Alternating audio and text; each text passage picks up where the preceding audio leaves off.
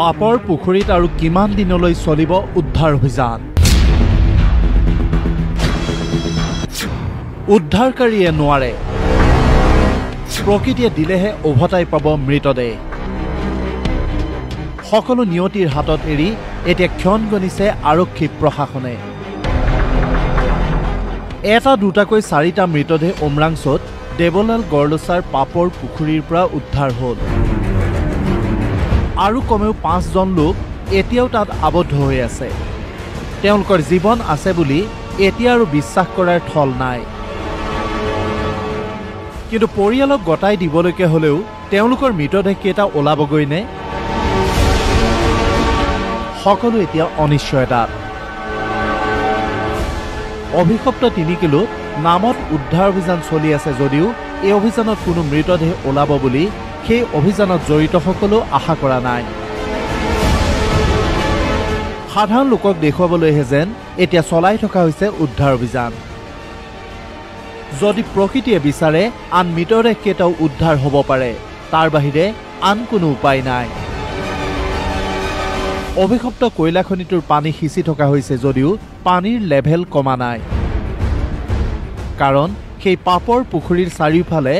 মাত্ৰ 1200 মিটাৰ এলেকাত কমেও 24-25টা এনে অবৈধ খনি আছে আৰু তাৰ সৈতে এই খনিটোৰ ইণ্টাৰ লিংক আছে যাৰ বাবে পানী শুকুৱাৰ কোনো সম্ভাৱনা নাই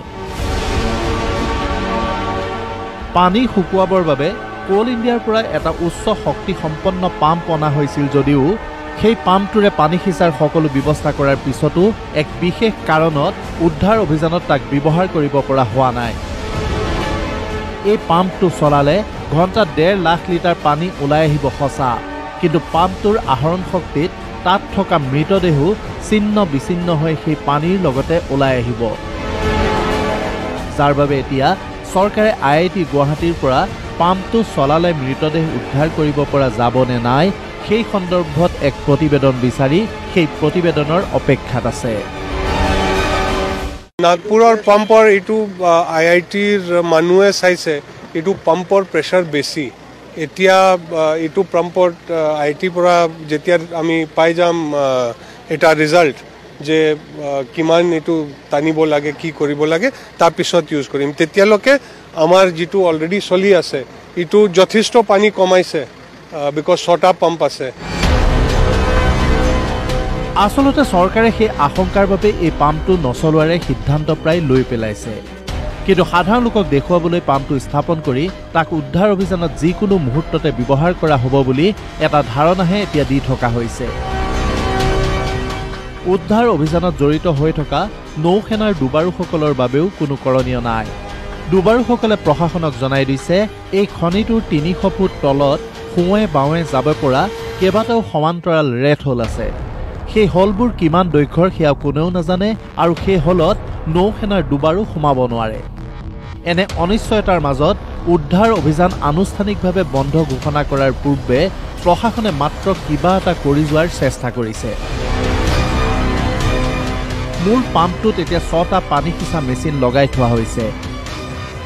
কাষৰ আন 6টা অবৈধ খনিত আন 6টা পানী সিঁচা মেচিন লাগি আছে কাষৰ 24-25টা খনিৰ কোনটোৰ ক'ত পানী সোমাইছে তাৰ কোনো হিচাপ নাই খনিকেইটা যিহেতু অবৈধ তাৰ কোনো ৰোড মেপো নাই কাৰোৰে হাতত ইয়াৰ উপৰিও খনিটোৰ পৰা প্ৰায় 650 মিটাৰ দূৰতে আছে কপিলী নৈ যাৰ বাবে পৰিস্থিতি কি সেয়া নিশ্চয় সহজেই অনুমেয় এতিয়াও তাতে বাহৰ পাতি খনি মন্ত্ৰী কৌশিক ৰায় আৰু বিশেষ আৰক্ষী সঞ্চালক প্ৰধান হৰমিত সিঙে উদ্ধাৰ অভিযান তদাৰক কৰি আছে কিন্তু কিমান দিনলৈ তেওঁলোকো এই অনিশ্চয়তাৰ মাজত তাতে থাকিব সেয়া এতিয়া সন্দেহৰ বিষয় সঁচাকৈ বহুত বেছি দুখ লগা ঘটনা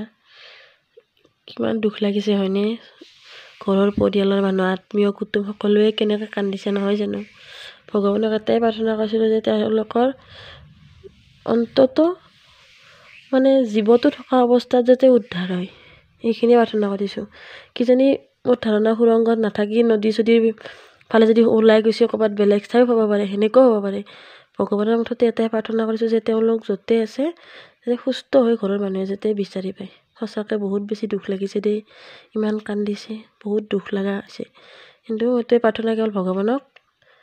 যাতে তেওঁলোকক মানে জীৱটো থকা অৱস্থাত উদ্ধাৰ কৰে। ঠিক আছে, মোৰ ক'ব লগাখিনি ইমানেই। আপোনালোকৰ যদি কিবা ক'ব লগা আছে কমেণ্ট বক্সত কমেণ্ট এটা কৰিবলৈ নাপাহৰিব। ঠিক আছে, জয় আই অসম।